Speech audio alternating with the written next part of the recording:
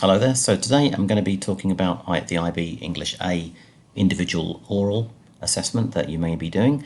We'll focus mainly on language and literature, but for English A literature, the rules are pretty much the same. So this may also be of use to you. So let's kick off.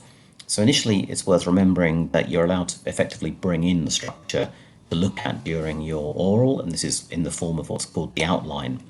So there's a few rules to this you need to be aware of. You're allowed to bring three things into the oral with you, clean copies of each of the extracts that you're going to use, which is useful sometimes to have line numbers on them as well, and also the actual outline. The outline can be up to 10 points to kind of remind you where you're going. There's no set rules on this, but generally they should be fairly short points. You don't want to be writing out a whole long verbatim speech because it won't sound natural when you're reading it, and that will affect, or it could affect, your organisation's score. So short and concise is much better. Focus on the key points you want to make, and try and ensure when you look at some of the outline, it triggers something that you want to talk about. So it could be a key point, and also probably backed up by an example from the extracts. There's no real substitution for practice. However, the more you practice, the more confident you will be, and you should get to a point before the oral where you don't really need to look at the outline in great detail. You're aware of where it's going to go, what argument you're going to make, and how it will flow together. So it should be second nature by the time you do the actual oral. Bear in mind the schools can be asked to submit the outlines to IB. They're not all submitted usually, or they're never actually all submitted. But IB has the right to ask for them, so it has to be something you would be happy for IB to see. The other rule is that you have to give your outline to your teacher at least a week before the oral, just so they can be ready, and also maybe to check for any issues. So let's have a look at the actual structure that I suggest you use. It is only my suggestion. I've listened to a lot of orals, and from IB, IB's also published several samples. Most of them kind of follow this structure, but there are obviously other ways you could do it. This is just my suggestion. So to begin with, the global issue is front and centre in this. It's the heart of your presentation, so you have to begin with that, really make it very clear what it is, explain it if it needs explaining, and then move on to your literary and your non-literary texts, explain where they come from, and the relevance to the global issue.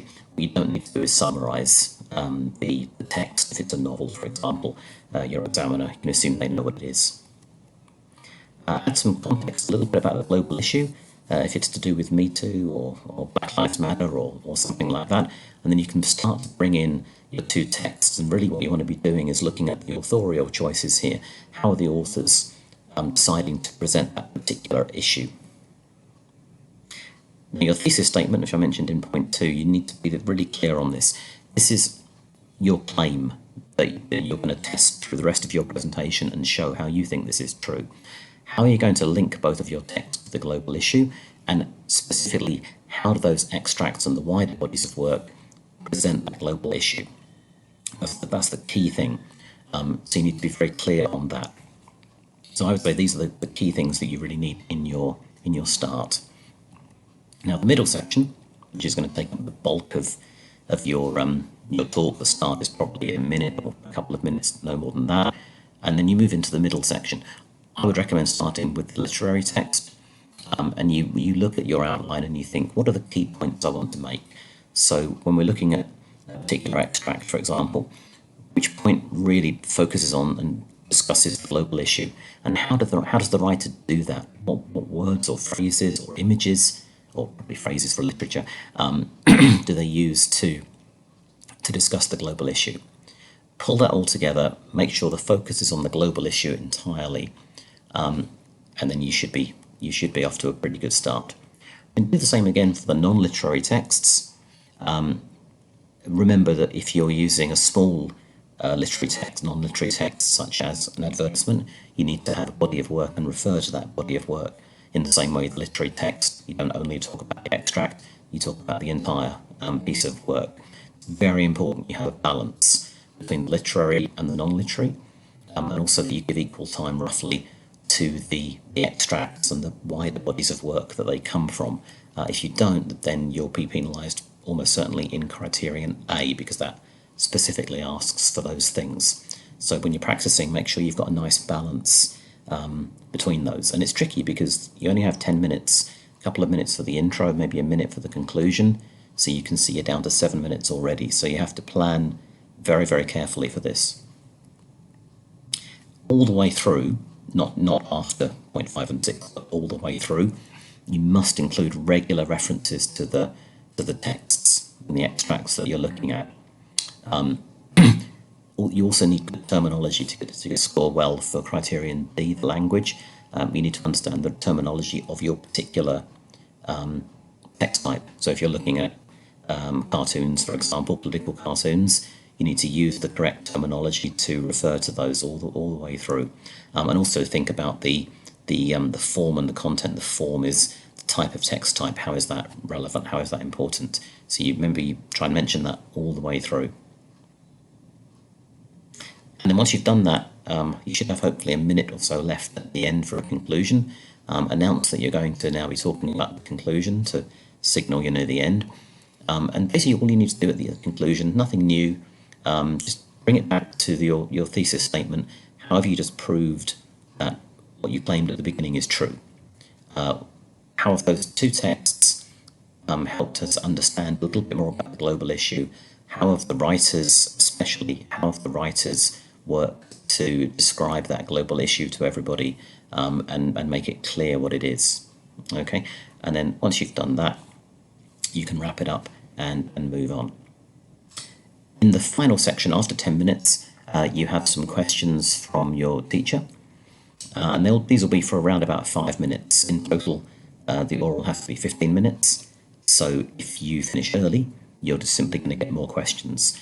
So if you finish after 7 minutes, you'll probably get about 8 minutes of questions. And also finishing early may affect your criterion C organisation score. What you don't want to do with questions is get a question and then launch into a long speech, because examiners and teachers will see through that. Will see your kind of pad to avoid getting other questions, I guess. And a teacher should really cut you off and move on to the next question. So try and avoid long pre-rehearsed answers. Focus on the question, think about how it links to the global issue, and go from there. Before answering questions, it's worth sometimes pausing for maybe 5 seconds. Get it into your head what the question is. How can you answer it in a way that will help you score more points and show your understanding of the extracts in relation to the global issue? We're not really interested in other things that happen in the text, or other things maybe the characters do. All we're looking at is that global issue and the treatment of it. And then lastly, the questions are not there to trip you up. Usually when I do this, I don't have pre-rehearsed questions. I know I'm going to ask. I'll listen to you talk and I'll make notes. And if there's maybe a gap somewhere in your presentation, I'll look to try and help you fill that gap. And the things you say in the questions can also help with most of the criterion. It can help you boost most of the criterion score at the end. So the questions really are there to try and plug any gaps that you may have. So that should be a reassurance, not something to worry about. Okay, hopefully that has helped you. Good luck with your oral. And if you found this useful, please feel free to subscribe. Thank you very much.